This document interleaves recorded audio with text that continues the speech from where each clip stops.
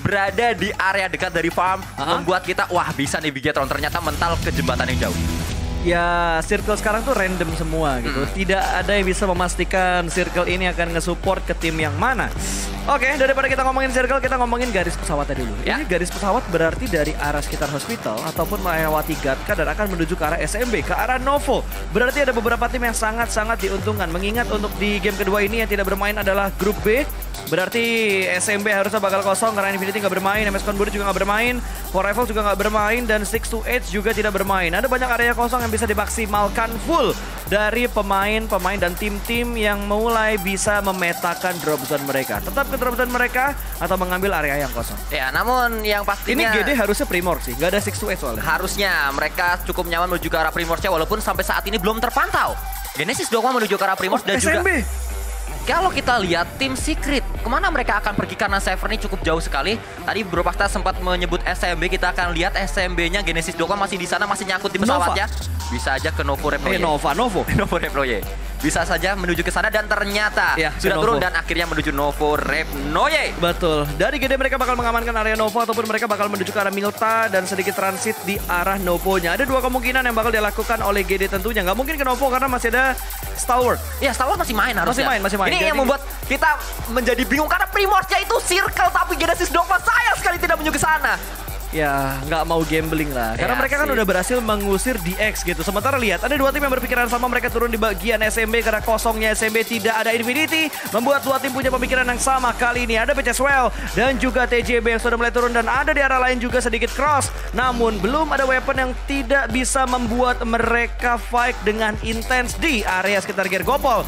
Tapi kembali lagi menuju ke arah SMB di mana kali ini sudah ada weapon yang dipegang oleh seorang attacker. Sudah mulai nge-stick sepertinya 3 pemain dari TJB di sebuah apartemen dan ada satu pemain TJB yang agak sedikit terjebak dengan pemain dari tim BCSwell. Ya, kita akan melihat pertemuan antara TJB dan juga BCS Zusi. sudah berada di satu area yang sama. Zusi terjebak, dia terpisah dari rekan-rekannya juga, namun backup dari Justice harusnya bisa menuju ke arah letter U dari SMB-nya. Namun ternyata Justice tidak nyaman karena Lon juga sudah mengetahui posisi dari dirinya, bahkan terus diberikan pressure dengan M60-nya. Walaupun memang dengan holoskop tapi cukup untuk menjangkau, cukup untuk melihat, mengintip di mana posisi dari seorang Justice yang sedang melakukan proning saja. Betul sekali. Attacker tidak membuat pergerakan sama sekali, nggak mau stepnya terdengar. Ada Justice yang bisa melihat pergerakan dari pemain-pemain TJB yang lain karena Justice berada di arah tower tentunya.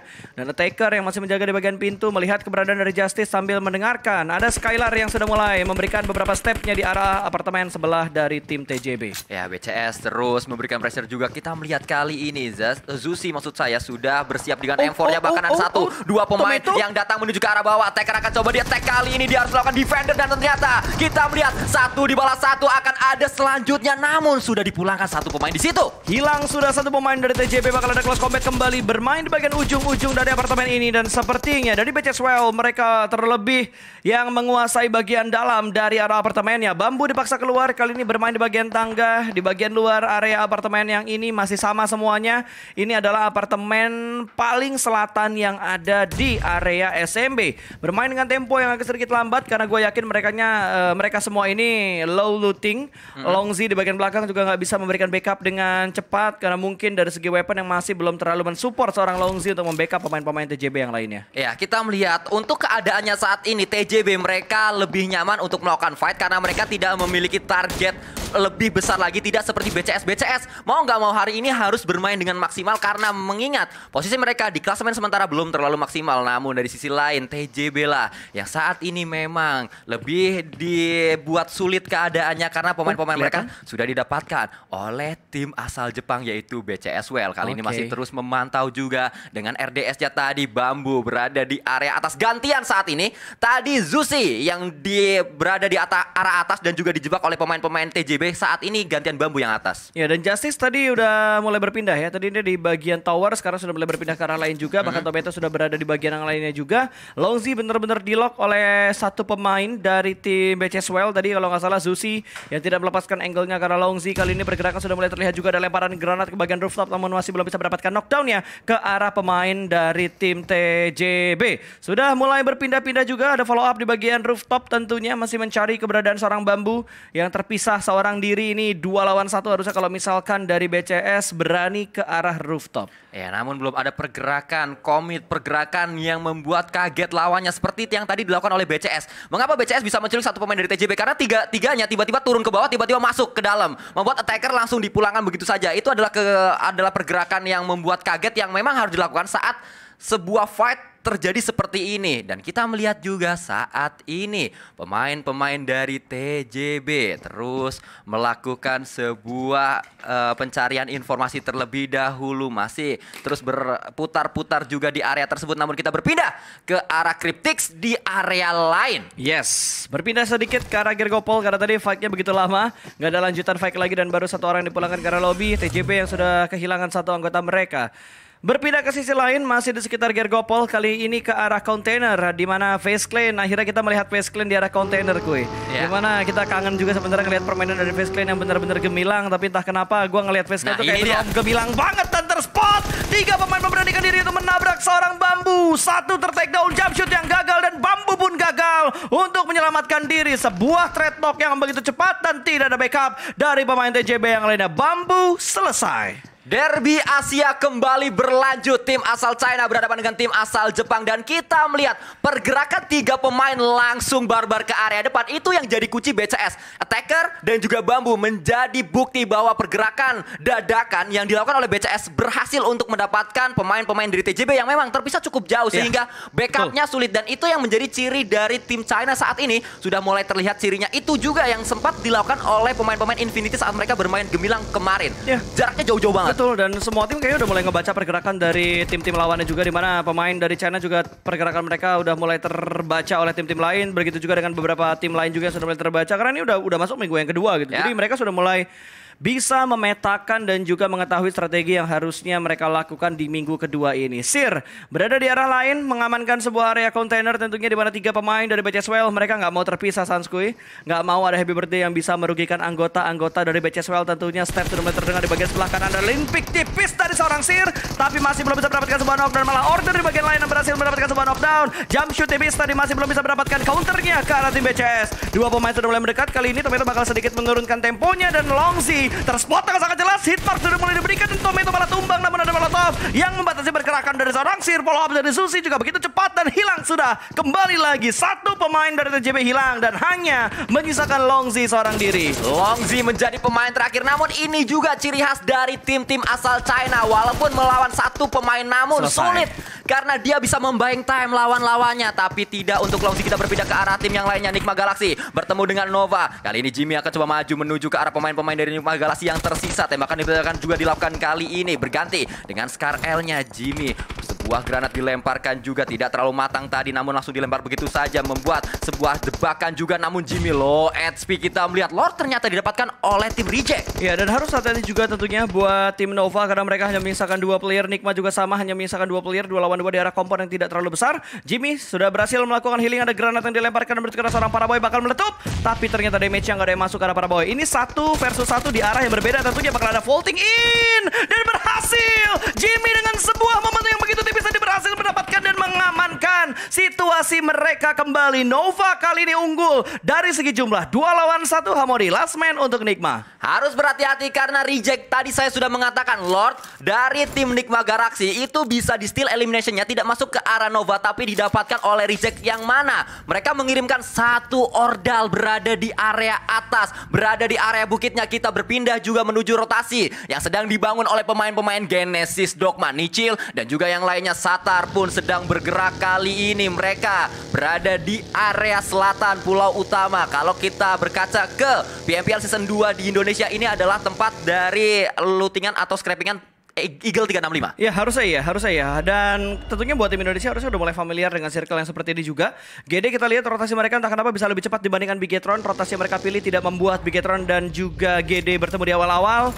Tapi kalau semakin diperhatikan, ini dua tim Indonesia yang harusnya nggak lama lagi mereka bakal fight. Ya karena berada di satu area yang berdekatan dan circle-nya juga membantu untuk mereka saling bertemu. Namun Dak bersama dengan pemain-pemain Xavier harus segera bangkit karena laba-laba yang satu ini saat ini keadaannya sulit. Mereka berada di lembar yang kedua, namun kita berpindah kembali menuju fight antara tim Nigma Galaxy dan juga Nova. Sebuah molotov dilemparkan ingin membakar seorang Hamdi, namun hanya membuat anget-anget saja pemain tersebut. Beneran. Dan kita melihat kali ini ledakan demi ledakan belum mampu membuat Hamdi tumbang menuju ke arah lobby. Lemparan utility berikutnya selesai sudah. Ternyata dipancing kuy. Ya. Dipancing ke sebuah ruangan yang udah diincar dari tadi dan akhirnya satu tim lagi kembali dipulangkan ke arah lobby dengan 2 elimination point yang dibawa pulang oleh tim Nigma. Dan ini dia sebuah hal yang nggak ingin kita lihat di awal-awal, tapi fair play harus tetap dimainkan. Bigetron dan juga GD rotasi mereka agak sedikit sama. Nichil langsung melakukan boosting, Satar mengamankan bagian sedikit di area rumah 12. Bigetron yang akan mengamankan bagian perbukitan di mana ada satu pemain dari GD yang sudah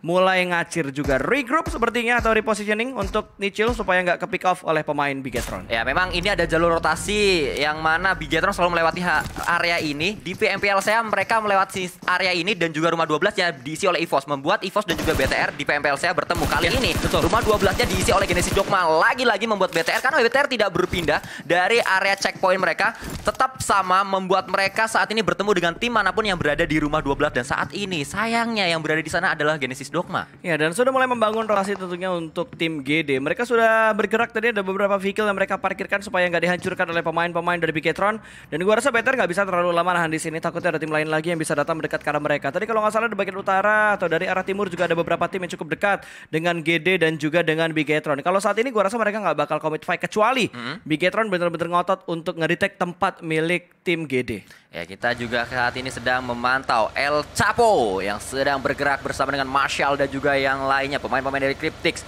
sudah keluar dari area apart Gigapol mereka menuju ke arah yang berbeda lagi. Saat ini sudah cukup nyaman mereka untuk berada di area looting dari Genesis Dogma. Harusnya mereka berada di sini. Primos. Ya tadi udah ditinggalkan juga ya karena nggak ada 6 to 8 terus GD nggak turun di arah sana, jadi udah ditinggalkan oleh dua tim.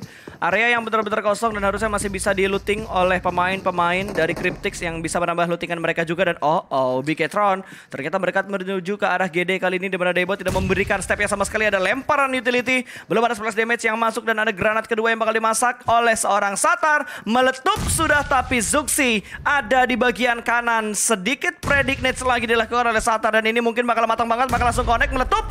Namun lagi dan lagi belum ada splash damage yang masuk ke arah Zuxi. Ya sudah 3 granat dilemparkan oleh Satar. Berapa yang dia miliki di dalam tasnya harusnya tidak banyak lagi karena biasanya seorang player saat bermain hanya membawa maksimal 5 granat saja. Namun kali ini kita berpindah menuju ke arah yang lainnya. Daybot juga bersiap-siap. Sementara itu circle-nya juga ternyata membanting kembali keluar dari area SMB dan membuat BCS dan juga Stalwart harusnya bertemu sesaat lagi. Ya dan ini area yang worth it banget tentunya untuk diperebutkan oleh Bigetron dan juga GD Kids karena masih masuk untuk circle yang ketiga.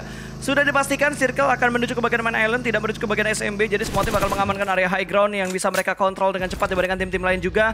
Jimmy, di mana Nova hanya menyisakan 2 dan Nichil akhirnya granatnya connect dan berhasil mendapatkan seorang Luxi, bahkan langsung dipulangkan menuju ke lobby. Poin pertama untuk GD, tapi ya inilah dia fair play yang sakit untuk dilihat. Ya memang ini bukan sesuatu yang kita inginkan, namun inilah yang terjadi. Tidak bisa dihindarkan memang fight di area rumah 12. Namun pemain-pemain dari Bigetron akan coba mundur terlebih dahulu. Tembakan satu pemain kembali UI yang menjadi korban dari kegiatan benar-benar open field. Kalau misalkan Booms punya angle karena Ryzen ini bakal berbahaya sekali tentunya untuk Ryzen. Dan Booms sudah mulai berada di bagian high groundnya. Kali ini Ryzen masih dalam posisi pronik, tidak terlalu terburu-buru juga dan ada backstep dari Ryzen. Bisa saja Ryzen lah yang mendapatkan seorang Booms karena Booms melewati area ini, bahkan dia masih ngacir dengan baginya. Harusnya udah nggak ketahuan lagi, tapi kita berpindah. Kali ini adalah yang saya katakan tadi. Stalwart akan bertemu dengan BCS yang tadi memulangkan Tong Jabau dan mereka mereka sudah saling berseberangan kali ini dari satu bukit menuju bukit yang lainnya. Pemain-pemain dari Stalwart berada di area dekat jembatan, bahkan Pika sudah dikirim untuk melewati jembatannya. Scry bersama dengan yang lainnya juga sudah menggunakan kendaraannya masing-masing. Tembakan akan dilakukan dari arah bukit ini, namun Zusi masih menjaga. Belum ditembak juga, sabar sekali memang. Ke Jakbar jalan kaki sabar adalah kunci, namun ini terlalu sabar. Waduh, ke Jakbar jalan kaki macet, panas banget itu. Jakbar lo tahu sendiri, Tanjung Duren macet banget. Bener. Itulah kenapa kita nggak di sana. Tiba-tiba intermezzo ya. Oke. Back to the beat. Back to the game. BCS yang rotasinya agak sedikit lambat karena tadi ada Stalwart yang lewat terlebih dahulu juga. Bahkan pemain dari Stalwart juga sudah mulai mendapatkan tekanan dari arah reject. Ada Sarah yang tadi memberikan tembakan menuju ke arah pemain dari Stalwart yang lewat ke arah jembatan sebelah kiri. Regroup mungkin dari Sarah atau mau mempertahankan di area ini. Belum ada follow up loh dari pemain-pemain reject yang lainnya. Ya, namun Stalwart sudah mengirimkan Scry berada di area towernya atau berada di arah high ground ini yang memang selalu diisi kalau melakukan setup di area jembatan ini. Kalau kita melihat Sarah akan menjadi seorang mangsa dari Scry karena towernya benar-benar sudah diisi, sulit untuk dia melewati area tersebut. Namun ternyata BCS terlambat untuk datang. Sudah ada Stalwart terlebih dahulu, tembakan demi tembakan membuat satu pemain tumbang dari BCS dan ditungguin di area bawah karena dia tahu BCS pasti akan turun. Ini gue bingung loh dengan apa yang dilakuin sama tim BCS. Mereka tahu gitu rotasi mereka udah kepotong sama satu tim, tapi mereka masih ngotot banget untuk mempertahankan rotasi mereka melalui jembatan sebelah kiri. Bahkan satu sudah mulai tumbang, Dreadnought terjadi, tapi refrag-nya lebih cepat dilakukan oleh Stalwart. Zusi sudah terspot di bagian pilar bawah jembatan dan ini harusnya bakal menjadi santapan lezat untuk Stalwart. Ada Tomato di bagian atas sudah selesai melakukan healing. Justice sangat-sangat beresiko untuk sebuah movement tadi. Dan iya dia jatuh soalnya. Sayang sekali. Namun tiga tim yang berbeda. Lamborghini didekati oleh seorang iShot. iShot sadar atau tidak? Ternyata tidak sadar. Lamborghini lah yang mendapatkan seorang iShot. Tim Secret kembali kehilangan satu pemainnya dan kita berpindah kembali ke arah Rico Infinity berhadapan dengan reject. Satu tumbang, dua akan coba dicari kali ini oleh seorang Anas. Namun granat juga akan coba dilemparkan oleh Skaton. Namun Scry juga mengalami hal yang sama atau melakukan hal yang sama. Namun ternyata di cancel oleh seorang Scry. Naik ke arah atas Skaton melakukan healing terlebih dahulu. Close combat terjadi di sana dan juga satu dipulangkan kembali oleh pemain-pemain dari tim Secret. Ini three-way showdown di berbagai sisi, semuanya udah mulai chaos banget, udah mulai perang banget. Bahkan di bagian jembatan tadi ada reject, lalu ada tim Secret juga. Bahkan kali ini ada Rico, 3 tim dempet di waktu yang bersamaan. BCS well selesai, Zusi menjadi pemain terakhir dari tim BCS yang dipulangkan ke lobby. 13 tim tersisa kali ini. Dan tadi kalau nggak salah ada Zuxi juga yang terspot. Berarti dari Bigetron hanya menyisakan seorang Ryzen last man standing. Dan ini dia momentum yang tidak ingin dilewatkan oleh Stalwart. Tapi Stalwart sadar, mereka sangat cerdas sekali. Pergerakan Stalwart untuk langsung terjun ke arah bawah, mereka ngebacain apa yang bakal dilakukan oleh pemain-pemain dari tim BCS. Mereka tahu BCS bakal turun, mereka turun duluan. Jadi saat BCS turun, mereka masih ada animasi vaulting, mereka udah siap nembak duluan. Itu yang membuat BCS tadi tidak berdaya. Prediknya tuh bagus banget dan granat bahkan dari Devin tadi berhasil mendapatkan satu. Press Teguh yang mirip Picky Pix sudah berhasil diamankan. Tentunya Vidan berusaha untuk menyelamatkan Picky Pix kali ini. Dan Sarah dari arah pembensin masih belum bergerak.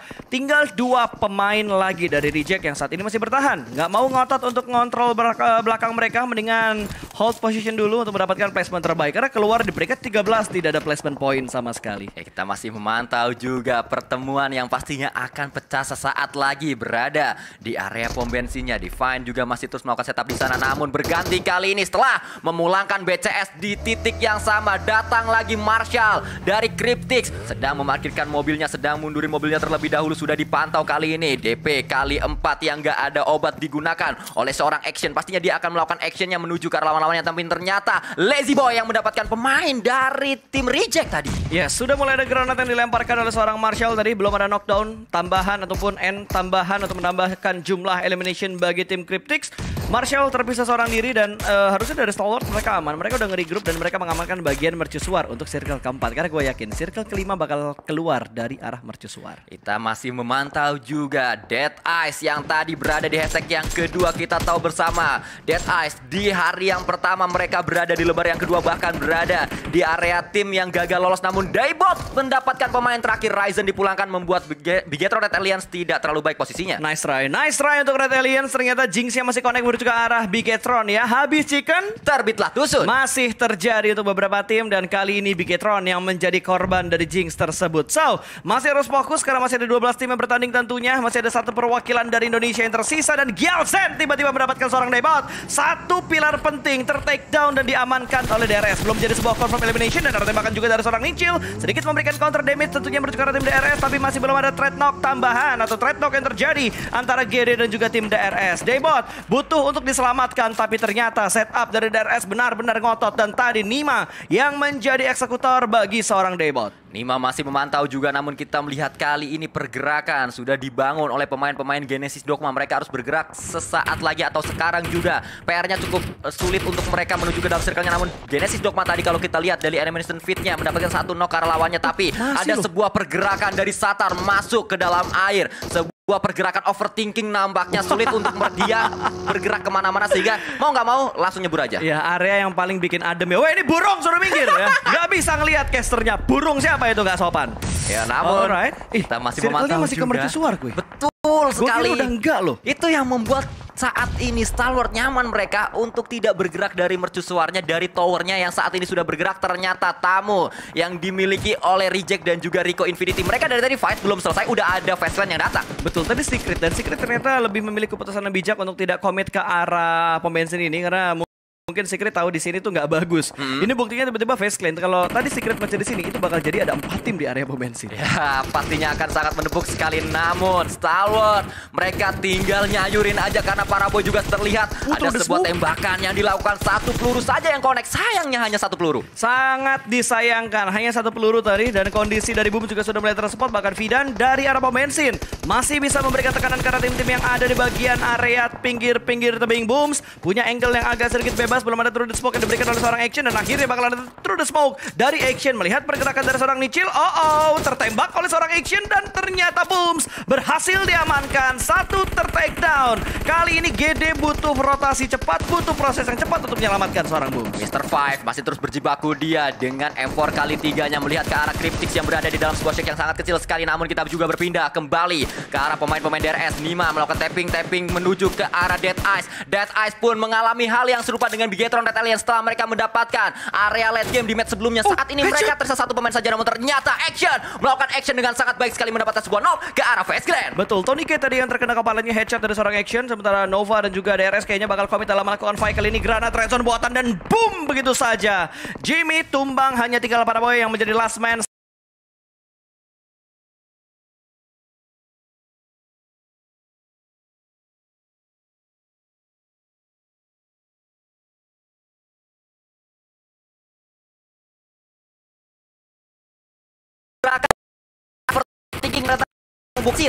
Yes, yang tadinya overthinking malah menjadi sebuah hal yang positif tentunya. Face Clan masih bertahan di bagian luar dari area pom bensin jembatan sebelah kiri. Tentunya di mana Rico juga ada di sekitar mereka. Prestegu sudah mulai berpindah dan di belakang mereka ada DWG. Benar-benar 4 tim yang cukup berdekatan. Bahkan dari DX juga bisa aja memberikan distraction ke arah kompor ini. Mau nggak mau, Reject harus ditekan oleh 3 tim yang lainnya juga supaya ada fight yang lebih pecah juga.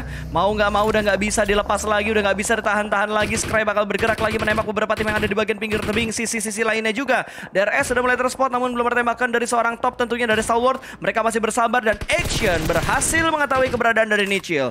Tinggal satu pemain terakhir berarti dari GD yang bertahan. Top mendapatkan sebuah knock tadi sangat luar biasa, namun kembali kita melihat kali ini Sarah terus berjibaku dan ada sebuah tembakan dari Lamborghini membuat pemain-pemain dari Cryptix pun tidak bertahan cukup lama. Kita masih melihat kali ini Lamborghini melemparkan utility demi utility, bahkan sebuah utility dilemparkan menuju ke arah dalam membuat divide. Harus keluar mau nggak mau tamu melakukan proning di area yang terbuka dan Tony K melihat tersebut dengan sangat-sangat jelas sekali. Sarah belum membuka pintu dari shake-nya, benar-benar bersabar membiarkan DWG lewat, biarin aja satu tim lewat dan menjadi cacing di arah perairan, menjadi ikan cupang. Ini gue teringat deh, pernah ada PMPL saya begini nih. Ya. Gua inget nih yang circle-nya di sini di arah batu yang ada di tengah itu. Betul sekali, namun akan kita lihat apakah terulang. Namun kita melihat kali ini Galezan melakukan sebuah tembakan. Frankie melakukan balasan namun tidak berhasil karena Galezan bisa mendapatkan satu poin tersebut. Bye-bye. Pemain dari Stalwart pun dibuat sulit keadaannya oleh seorang bocil ajaib asal Thailand separuh Jerman, TonyK, yang mendapatkan sebuah knock kembali menuju ke arah pemain-pemain dari Stalwart. Top harus turun dari bukitnya, Top harus turun dari high ground-nya. Kita melihat TonyK terus melakukan tembakan, dia sadar di belakang masih ada seorang Juni yang lahirnya pasti bukan bulan Agustus, namun masih belum ketahuan posisi dari seorang Juni. Tapi ada smoke yang sudah dilemparkan oleh seorang Juni. Ada dua smoke yang terpop out kali ini menjaga di bagian belakang. Granatnya sangat disayangkan, kurang on point dan tidak masuk ke area ventilasi dari arah Vintores dan meletup di arah sekitar Juni. Lemparan berikutnya mungkin bakal mendapatkan satu knockdown, tapi ada through the smoke yang diberikan oleh Pika dari arah mercusuar. Kita lihat update circle berikutnya akan tertuju ke arah mana, Sanskuy. Juni terspot menjadi santapan untuk seorang Galezan. Ya, kita mantap kali ini. Mantap untuk tim yang mendapatkan seorang Juni. Betul. Dapat elimination point, namun kita melihat TonyK masih juga melakukan penyelamatan menjadi tim rescue juga ke arah Vintores. Duo pemain dari Fastland. Kita lihat seberapa jauh mereka bisa bertahan karena mereka memiliki PR dari shake-nya. Mereka harus keluar dan saat keluar dari shake itu sangat terbuka. Butuh banyak smoke untuk menutupi area mereka. Yes, dan lihatlah beberapa setup utility juga sudah mulai dilemparkan ke arah Fastland. Update circle-nya ternyata serupa dengan apa yang pernah terjadi di PMPL Southeast Asia. Waktu itu ada RRQ. Ya, namun kita juga masih terus melihat Top yang saat ini menguasai area yang sangat nyaman sekali karena dia bisa melihat ke bawah, dia bisa melihat ke arah tim-tim yang baru datang, tapi PR-nya Top harus terus menutup vision dari arah kiri. Kalau smoke di kiri Top itu hilang, dia bisa ketembak dari pemain-pemain Fastland. Gue sebenarnya nggak terlalu memperhatikan Topnya sih. Yang gue perhatikan adalah Satar. Bisa dapat di placement keberapa kira-kira Satar ini. Dan granat berikutnya bakal dilemparkan oleh seorang Action kali ini dan connect sudah. Fast clean selesai. GD masuk di 5 tim terakhir, kuy. 5 tim terakhir ini dia memang sesuatu tren positif dari Genesis Dogma yang masih terus terulang, di mana saat mereka menyisakan satu pemain tersebut serasa satu tim, serasa 4 orang walaupun tinggal 1 orang. Satar sedang deep talk nampaknya bersama dengan pemain-pemain dari tim lain. Lagi curhat kayaknya dari Satar bersama dengan beberapa anggota dari tim lain juga.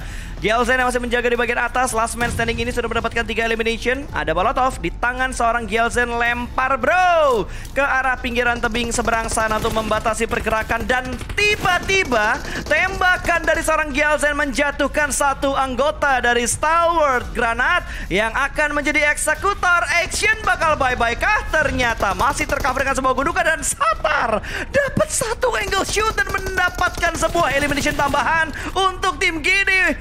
Bahkan mereka dari GD berhasil bertahan hingga di top 4. Satar masih bertahan di sana. Top terus melakukan tembakan demi tembakan menuju ke arah Satar, namun pastinya Top juga akan turun ke arah bawah karena dia sudah mulai panik. Kali ini sudah tidak bisa kemana-mana, tapi Top harus melakukan ancang-ancang dan akhirnya turun juga. Prasteguh masih melakukan renang-renang saja dan terlihat ada Satar di depan dari seorang Prasteguh. Kali ini datang juga pemain baru menuju ke arah party berada di area air, yaitu seorang Top yang masih terus mencari di manakah lawan-lawannya. Ini circle-nya annoying banget sih dengan proses circle yang seperti ini juga. Dan awas, hati-hati Satar, ada satu pemain dari Top yang ada di bagian mobil. Ini mobil bucin ya, jadi bisa nembak juga dan gak kemakan sama paru-parunya. Dan Prasteguh yang diamankan oleh seorang Top menjadi hashtag 3 untuk GD Kids. Hashtag 3 didapatkan oleh Genesis Dogma Kids. Kita akan lihat berapa lama dia bisa bertahan. Ternyata hanya mendapatkan hashtag 3 saja. Top 2 kali ini dan akhirnya Stalwart mendapatkan winner chicken dinner. Untuk di game yang kedua pada hari ini, nice try banget buat GD Kids. Mereka mendapatkan 5 elimination, 10 point placement, 15 total point yang dikumpulkan oleh GD. Tapi congratulations sekali lagi untuk Stalwart di game yang kedua. Winner chicken dinner.